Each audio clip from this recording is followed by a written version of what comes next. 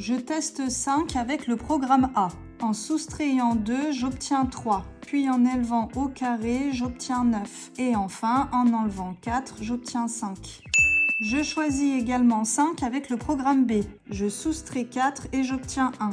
Puis je multiplie par le nombre de départ, c'est-à-dire 5, et j'obtiens 5. Je choisis maintenant moins 3 avec le programme A. Je soustrais 2 et j'obtiens moins 5. J'élève le nombre moins 5 au carré. Très important de mettre des parenthèses avec les nombres négatifs. Et j'obtiens 25. Et enfin, je soustrais 4 et j'obtiens 21. Je fais de même avec le programme B. Je soustrais 4 et j'obtiens moins 7. Je multiplie par le nombre de départ, c'est-à-dire moins 3, et j'obtiens 21.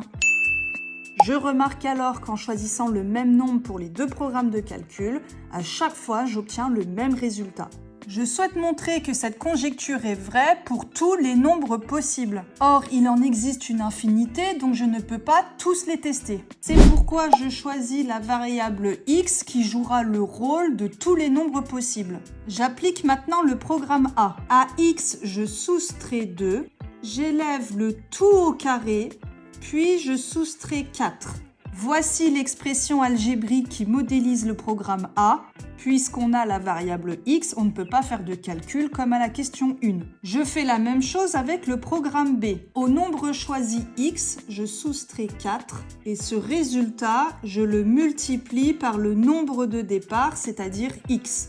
À nouveau, comme il y a les variables x, je ne peux pas faire de calcul. À première vue, ces deux expressions semblent différentes. On serait tenté de dire que la conjecture est fausse. Cependant, pour montrer l'égalité entre deux expressions, il faut les exprimer sous la forme développée et réduite. Pour développer A, je remarque que x-2 au carré peut s'écrire comme le produit de x-2 par x-2 et je n'oublie pas de soustraire 4 à la fin. Je peux développer ce produit en choisissant une parenthèse comme facteur commun. En développant, j'obtiens x-2 fois x plus x-2 fois -2 et je n'oublie pas de soustraire 4.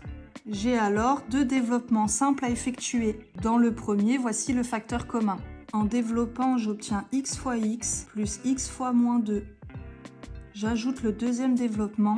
Voici le facteur commun. En développant, j'obtiens -2 fois x plus -2 fois -2.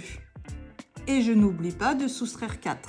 J'ai désormais 4 produits à simplifier. J'obtiens x au carré moins 2x moins 2x plus 4. Et je n'oublie pas de soustraire 4. X au carré est tout seul. Je peux réduire moins 2x et moins 2x en moins 4x.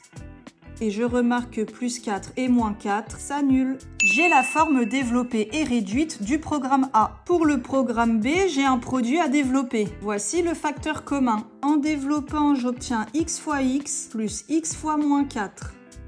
J'ai deux produits à simplifier. Et j'obtiens x au carré moins 4x. Voici la forme développée et réduite du programme B.